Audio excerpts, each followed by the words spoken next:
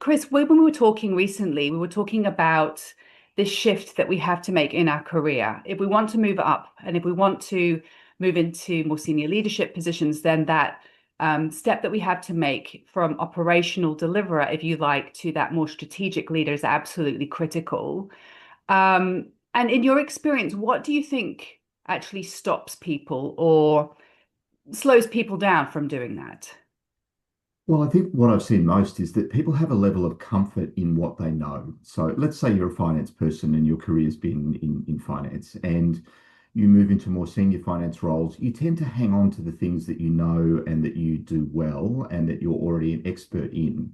And stepping out of those and thinking in a different way can be a difficult step for people. So there's a couple of ways I think that people that really make that transition well do that. The first is they start to think about organizations much more broadly. So they get out of the mindset of what's happening in my team or what's happening in my department or what's happening in my area.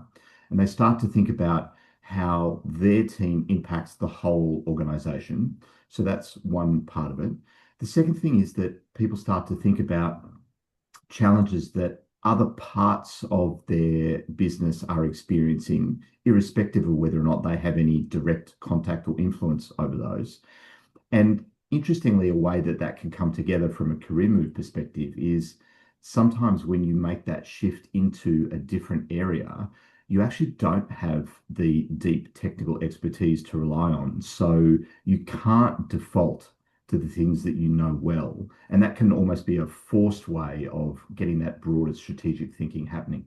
Yeah, absolutely. It's really interesting. I think that concept of safety is absolutely the case. I think we've become, comfortable, don't we, in performing certain roles where we know we're going to get certain results, we know we're going to get certain outcomes. So we feel safe in that space that we know we're going to be able to perform. And I think as soon as you sort of start pushing yourself into one of those more stretching opportunities, it feels unsafe and you're not sure that you're going to be able to deliver, and all of that imposter sort of stuff comes in. What would you say to somebody who is in that space where they're starting to doubt perhaps whether they can do that stretch, whether they're ready yet, whether, they have the capability to go there? Yeah. Well, I guess it depends how it's come about. So, if the organization has assisted that person to move into a different role or a larger role, then that's a huge vote of confidence in that individual from the organization and the leaders around. And that's a really positive sign. And I think someone can take great heart from that and say, well, okay, even if I'm doubting myself a little bit, then there are people around me, who know my work, and who think that I can do that. So, in a moment where you doubt yourself, perhaps believe others.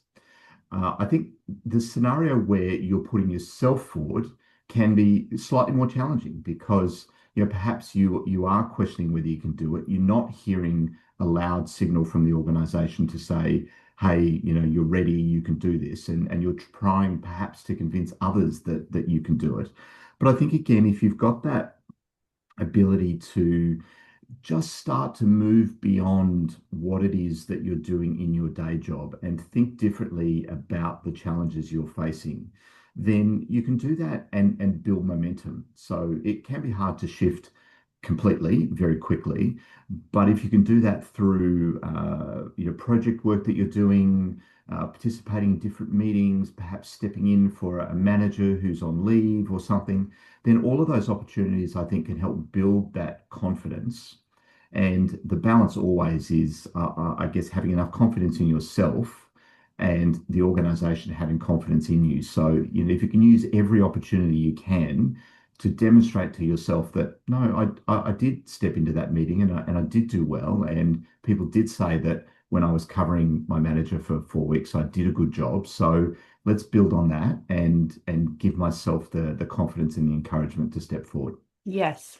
And I think part of that is giving yourself the credit when you do actually do it, right? The first thing is taking the initiative to either have the conversation, to ask to be included in that meeting, or, to take the initiative to ask for the next stretching opportunity, whatever it is. That initiative, I think, is really important.